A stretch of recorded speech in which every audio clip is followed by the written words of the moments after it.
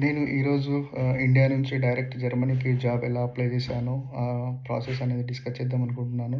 So, first thing is మనం work చేసే domain చాలా స్ట్రాంగ్ అండ్ డిమాండెడ్ ఉండాలి. అండ్ సెకండ్ థింగ్ మనం వర్క్ చేసే డొమైన్ నాలెడ్జ్ అనేది చాలా అంటే చాలా స్ట్రాంగ్ ఉండాలి. ఈ డొమైన్ నాలెడ్జ్ పరంగా వస్తే నా education is from the Gokaraju Rangaraju college and electrical and electronics branch. And నేను వర్క్ చేసే ఎక్స్పీరియన్స్ కూడా కంప్లీట్లీ ఆటోమోటివ్ ఎలక్ట్రానిక్స్. సో, నాకు మోటివేషన్ అనేది నేను వర్క్ చేసే డొమైన్ నుంచే వచ్చిందని చెప్పొచ్చు. బికాజ్ నేను చూజ్ చేసుకున్న country Germany and Germany is the automotive hub. So, 3 years back అని చెప్పొచ్చు. బట్ ఇంజినీరింగ్ జాబ్స్‌కు completely now it is stable అని చెప్పొచ్చు. Hope so it will be definitely come back again.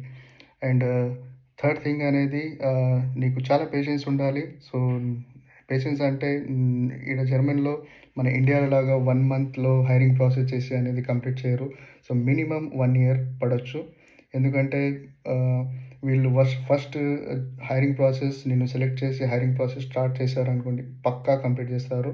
So, మీరు ఫ్రస్ట్రేట్ అవ్వకుండా minimum నా కేస్‌లో మినిమమ్ 7-8 మంత్స్ పట్టింది. సో, మీ కేస్‌లో ఇప్పుడు చాలా స్లోగా అయితుంది. అండ్ సిట్యుయేషన్ చూస్తే మినిమమ్ 1 ఆర్ 1 ½ ఇయర్ కూడా పట్టొచ్చు. సో, మినిమమ్ ఆ గోల్ 1 ½ ఇయర్ పెట్టుకొని అలా మీరు కంటిన్యూయస్‌గా సెర్చ్ చేస్తూ ఉంటే మేబీ సక్సెస్ అవ్వచ్చు. సో, నేను చేసిన ప్లాట్‌ఫామ్ జాబ్ అప్లై చేసిన ప్లాట్‌ఫామ్ ఈస్ లింక్డ్ఇన్ బెస్ట్ అని చెప్పొచ్చు. ఏ థర్డ్ పార్టీ అండ్ ఎక్కడికి థర్డ్ పార్టీకి కూడా నేను అప్లై చేయలేదు. ఎనీ కన్సల్టెన్సీ కూడా నేను పోలేదు.